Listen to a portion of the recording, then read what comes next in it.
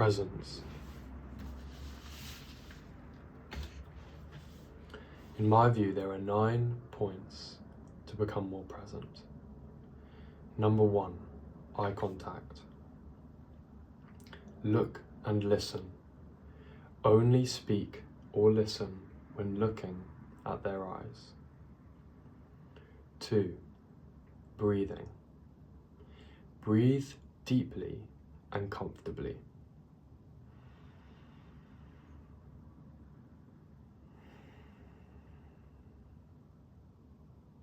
3, live for the pause. Don't be afraid to live in the moments when the other person is waiting for you to respond. Enjoy those moments. Don't see them as an obstacle, see them as a gift. Be comfortable with them, be familiar with them, befriend them. 4, smile. Sometimes a smile speaks more than 1,000 words. 5, undivided attention. No phone, no object. No phone, no object. Free hands. 6, presence, not perfectionism. Doing just one of these is a win. Don't get caught up in the moment. Live in it. 7, slow down. Speak with intention, expression, and compassion. 8, meditate. Helps cultivate presence. 9, nothing else matters. Only you and what is happening around you exists, simply. That last point, number 9, you may say it's a bit banal, naive, or a bit obtuse to forget about what everything else in the world is thinking, doing, happening. But as mere humans, in certain circumstances and situations, we're not equipped with the means to take in, facilitate, process all the information all the time. If you're having a conversation with someone and you want to be present using the attributes and traits I just listed, it's very important to just sometimes even forget about what I just talked about, because counterintuitively, by neurotically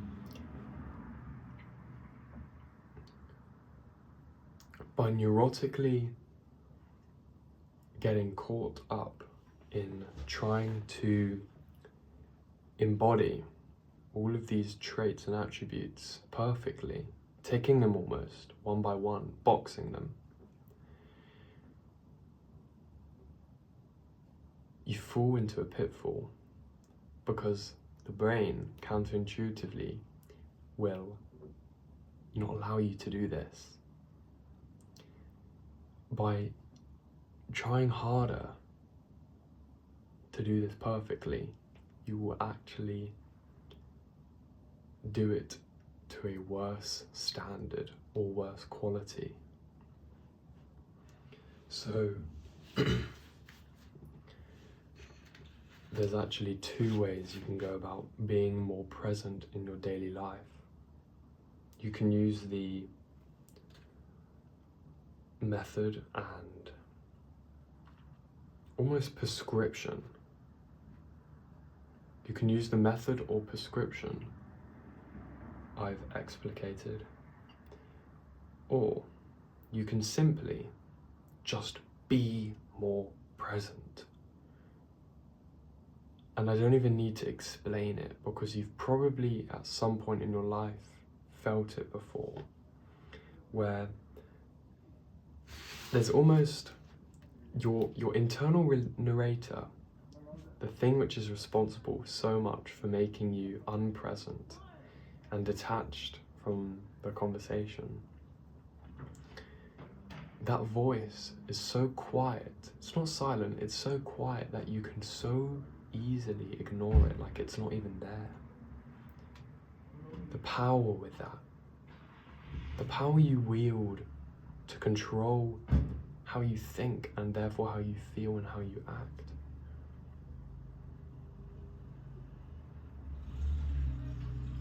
You'll get a lot of the results you want in life. If you're a very materialistic, results-driven person, you will get the most out of that.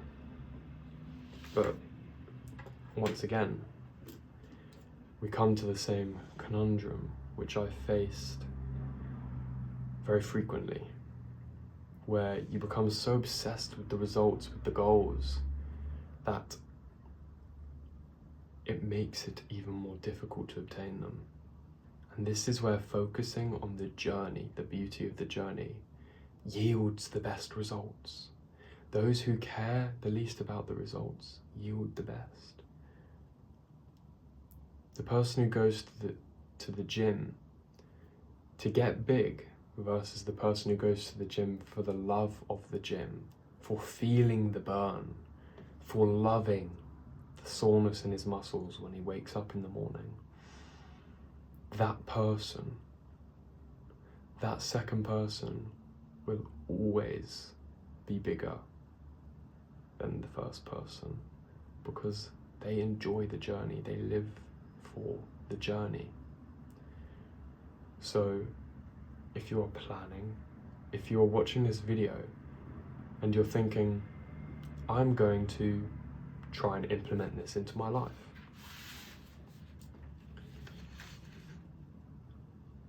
don't try and do it perfectly. In fact, if you don't do it perfectly, enjoy that you don't do it perfectly, because that's enjoying the journey. You enjoy it no matter what. If you do horribly, by whatever metric you're measuring by, it doesn't matter. Enjoy it. If you do mediocre, you do somewhat good, somewhat bad, enjoy it still, because you're alive. You are here in the now, in the present moment. And if you do it amazingly, great. You have nothing to be mad at, but still, enjoy the journey. So, just to summarize, the things that you should be trying to do, but don't get caught up if you don't. 1. Eye contact. 2. Breathing. 3. Live for the pause. 4. Smile. 5. Undivided attention. 6. Presence, not perfectionism. 7. Slow down. 8. Meditate. 9. Nothing else matters.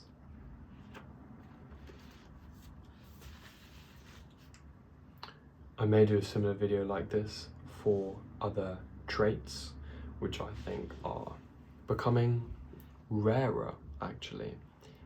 If you think about presence as a measurable statistic or activity which people partake in, which is a bit of a quirky way to think about it, but if you just entertain it for a second, with the rise of the internet, with short form content on platforms like TikTok, Instagram, YouTube, nearly most mainstream media now, if you look at TV, Netflix, pornography, casual sex, all these things where the novelty is the sole actor, the sole motivator to continue. This diminishes your presence. If we look at presence as a holistic trait, we see that the more you can just exist in a singular moment, the more present you are. And this is directly contradicting the lifestyle to which most people live by. Me talking like this, I'm enjoying it because I am present. To an extent, I enter a flow state. If I'm to explain it right now to you, I'm looking at the camera right now, or where I think the camera is. The timer is below, and in my peripheral vision, I can see it ticking. I can't make out quite what the number is, but I can guess as to what the number is. The number is saying a number which is a lot higher than you'd expect from my perspective, from the perceived time I've been talking by. You're probably watching this video in 2 times speed because I'm taking too long with it, but it doesn't feel like that in real life. In real life, because I'm so present, because I'm not thinking about what I'm going to say, it's just flowing out. The time runs away, and it's a joyous feeling. Not having to clock watch. The minutes tick by, the seconds tick by.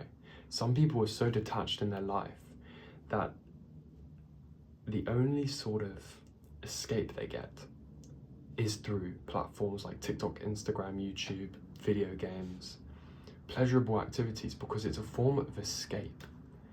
It's an escape from the ticking of time. They get to escape time for a little bit.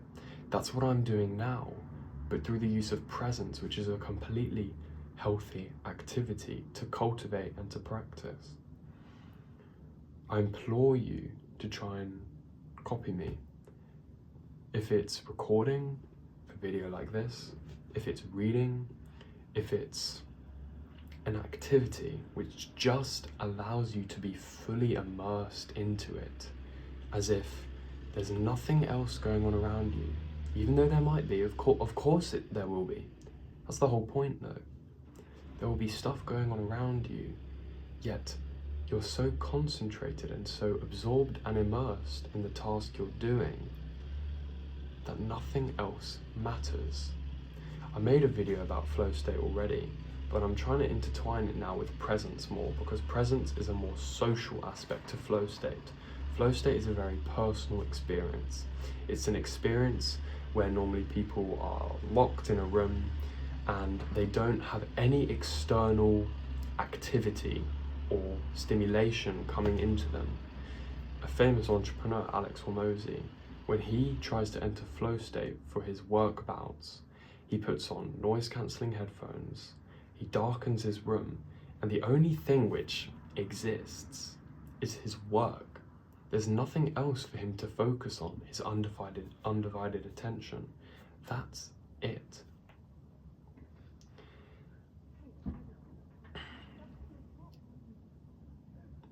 I've thought of one point now as well. It may be the last point, I'm not sure. The striving for perfectionism is a major pitfall for presence. And you need to understand this. I've just realized it now.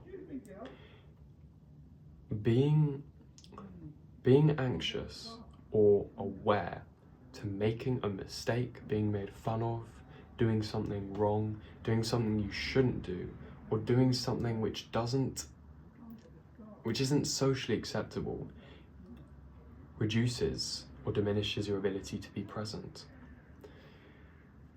Being present means making slight mistakes, because the thinking brain isn't in total control. You're almost handing a bit of the power over to your feeling brain, to a brain which you're just giving a bit of trust in.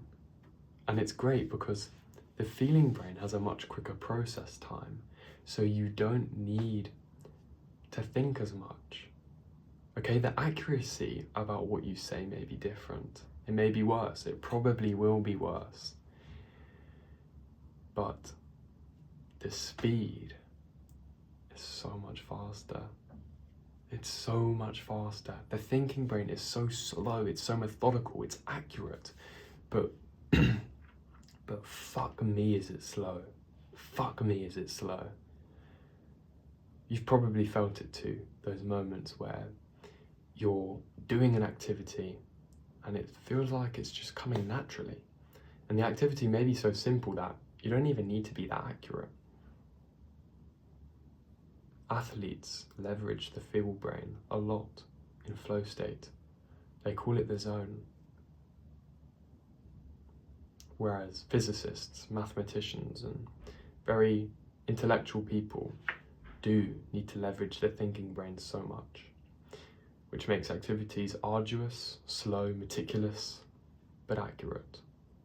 So, if I could leave you with one part, just before actually, I'm very grateful that I haven't been that accurate in this video, because it's a sign of good presence. Lastly, I forgot. Okay, I forgot. I don't care though. It's a mistake. Doesn't matter. I forgot. See you in the next one. Thanks for watching.